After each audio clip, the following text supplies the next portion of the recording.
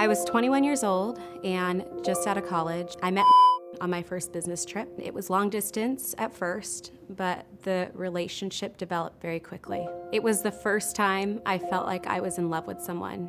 It was the highest of highs. But as soon as we moved in together, the controlling behavior started.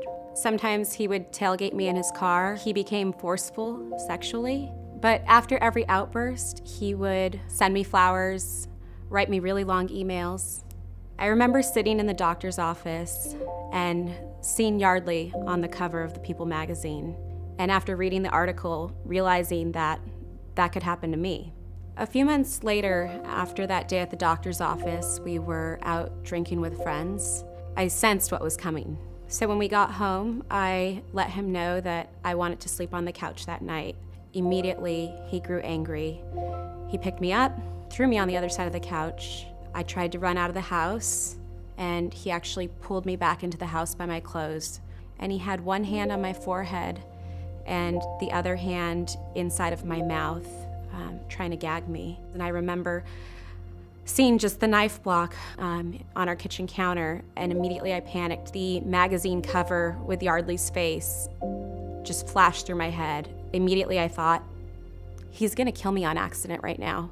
And that was the first time I ever screamed help. And I heard the sirens and I knew I was gonna be safe.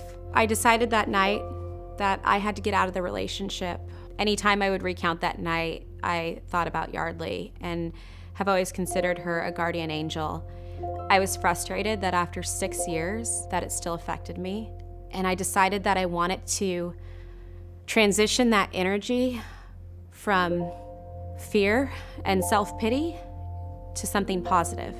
And I spent a half hour writing an email to the One Love Foundation. I was trapped in an abusive relationship, and the red flag lifted as a result of reading the article about Yardley in People magazine. I was upset that a loving girl with so much to offer was taken away from the world by what someone in the article had called an accident. I got out of my relationship, and after a couple of years, I stopped talking about what I had experienced. I was always a little embarrassed that I managed to somehow let things spiral as badly as they did. I wish I could somehow give the 23-year-old me a hug and assurance that it'll be all okay. But I am determined to be a part of the efforts that drive awareness to end relationship abuse. I know that my experience with relationship violence was avoidable. One Love provides the tools to young adults to recognize relationship violence early on and to get out. I remember feeling helpless and scared, and I don't want anyone else to feel that way.